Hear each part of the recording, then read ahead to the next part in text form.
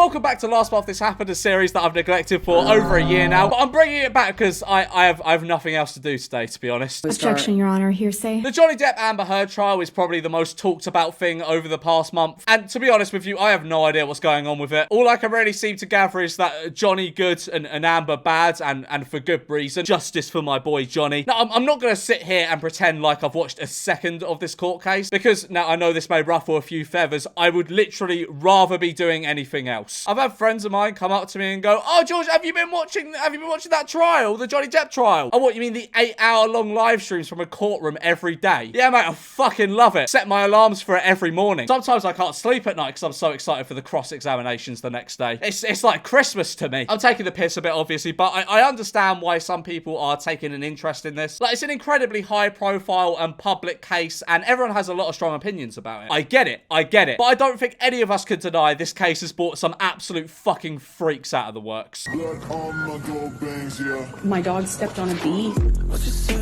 What on earth could possess you to think that would be a good idea? Getting that would be a good fucking idea. I could go on for days about what's wrong with it. Days, I tell you. But I don't think I need to, because it's quite obvious what's wrong with it. But my main gripe with it is the idea is astoundingly shit, but it's for some reason done really, really well, which actually somehow makes it worse. Like, what a fucking odd life decision. And I'm looking at this now when it's incredibly relevant. I'm thinking, what a fucking freak. What are people in 5 or 10 years going to think when they see this on this man's thigh? This, surprisingly, isn't the only tattoo to do with the trial I've seen, which, if anything, is just a display of how poor people's decision-making skills are. There are also a really weird group of people on TikTok, because of course it's on TikTok, that are cosplaying as them in court as if it's like a fucking anime or something, and not a trial about abuse. But aside from like the general freaks, for some reason my YouTube homepage, I haven't watched a second of this trial, bear in mind, my YouTube homepage is just spammed with these like Johnny Depp epicest moments in court videos, and I don't know, am I being weird here? But why is this being seen as like some dumb reality show when it's quite a serious, it's a very serious thing? Now, I know the question on all your lips right now, George, in your expert opinion, what do you think is going to happen in the case?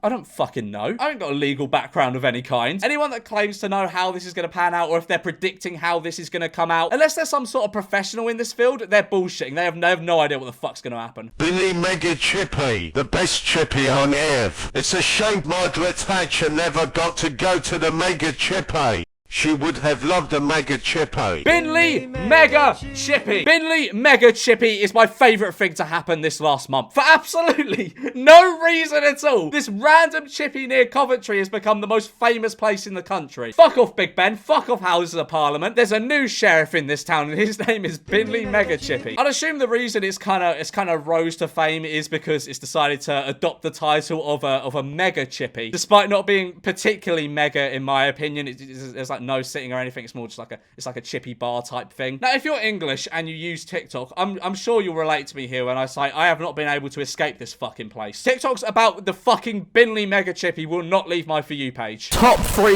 Binley Mega Chippy TikToks. 3.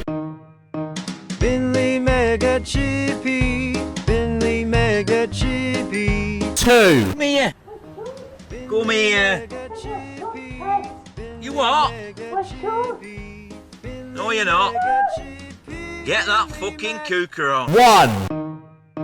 Binley Mega Chippy gets a new CEO, and his name is Gus Renlo. The song is pretty banging though, to be fair. I'm honestly just wondering at this point, what must the owners think of all this? How are they handling their newfound fame? Because they're just a humble fish and chip shop in the middle of Coventry. And right now, they're getting more publicity online than any other fast food place in the UK. And the reviews of the Mega Chippy are, they're something to behold. I came all the way from the Netherlands to try Binley Mega Chippy. It was like kissing an angel. I signed my wife's divorce letters this morning so I can move to Coventry. Now I can eat Binley Mega Chippy's divine meals forever. Proper good scran. The wife got salmonella, which gave me plenty of time to drink Stella. Wahey. Wife left me and I only get the kids once a week. Brought them here and now wife and I are back together. And I now work here. I owe them my entire life. Minus being floored by the Binley security real class meal. Cheers Binley Mega Chippy. Son's crying. Found a piece of plywood in his batter. Ruined his 22nd birthday. I enjoyed the food, although there was glass in my chips and my wife was almost stolen. Overall great experience and I love and recommend the Michael Morbius meal. They also have a website, or at least used to. I can't access it. I'm guessing it's been taken offline. For some reason, the top picture on the website was this. Sadly, though, according to Google, Binley Mega Chippy is permanently closed. I'm not sure if this is someone's idea of a sick practical joke, or if the owners are just trying to get people to fuck off and stop singing the Binley Mega Chippy song at them. Binley Mega Chippy,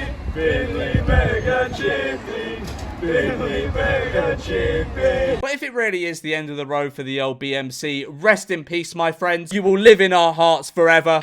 Now that it's permanently closed, I really wished I would have visited sooner, so I could have experienced a proper 5-star Chippy scran. But unfortunately, it's a bit too close to Birmingham for my liking, so I would have never really gone, to be honest. Do another woof.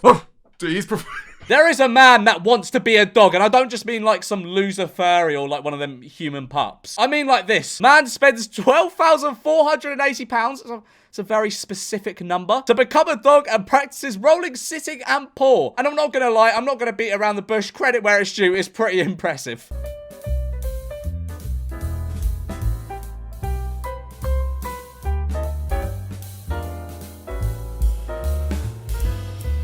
A bit disturbing, a lot disturbing, but impressive. I don't really know why this man wants this to be his life. I can kind of understand that. Oh, I want to be a dog, because who doesn't want to be a fucking dog? That'd be sick. Like, you just get to run around and like eat, and like you don't have to pay taxes or rent or anything like that. Like, no dog has ever had the stress of paying council tax, have they? But this is no life any dog should be living. Fucking look at him. It looks like he's in a K-hole. If this was my dog, I'd immediately put it down.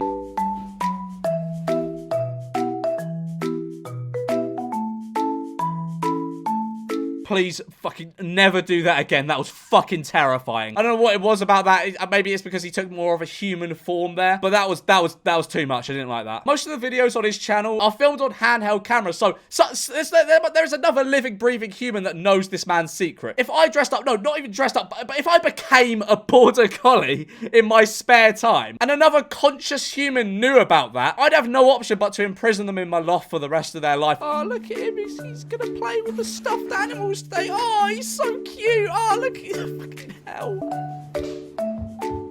How does he fit? I haven't really thought about this because, I don't know, I guess I'm brain dead. But how does he fit in that? How does he, like, how does he get his body in position to get in that costume?